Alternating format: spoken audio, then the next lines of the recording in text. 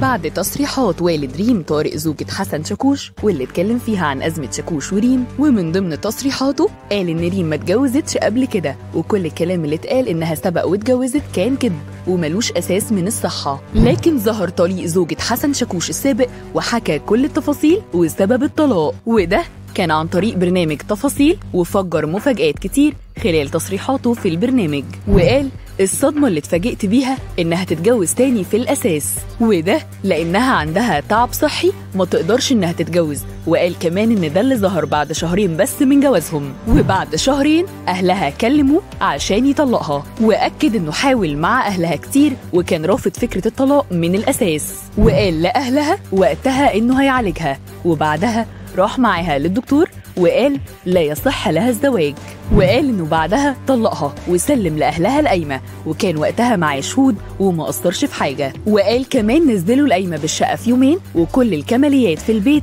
خدوها، وأنا ما عنديش مشكلة في حاجة مش عايزها، بس عايزهم يتنازلوا عن القضايا اللي رفعوها. وأكد إن أهلها جابوا المأذون وقعدنا واتطلقنا، ومعرفش أنا مرفوع عليا قضايا ليه بعد الطلاق، ومش طالب أي حاجة غير إني عايز أعيش في استقرار. وفي نهاية كلامه وتصريحاته قال إنه مرفوع عليه قضايا منقولات وإيصالات أمانة، وكل اللي عايزه منها تتنازل عن القضايا اللي رفعوها عليا وربنا يساعدها في حياتها. أنا اتفرض عليا الطلاق وما كنتش عايزة أطلق وطلقتها وخدت حقوقها كاملة. وبعد تصريحات أحمد طليق ريم طارق، ردت ريم على تصريحاته عن طريق ستوري نشرتها على حسابها على موقع انستجرام، ووجهت ريم كلامها لحسن شاكوش وقالت أنا لحد دلوقتي ما اتكلمتش ولا عبت ولا قلت إيه السبب علشان دي أعراض، لكن تروح تتفق مع طليقي يطلع يتكلم وانت عارف إني رفع عليه قواضي وما خدتش حقوقي منه، عيب عليك.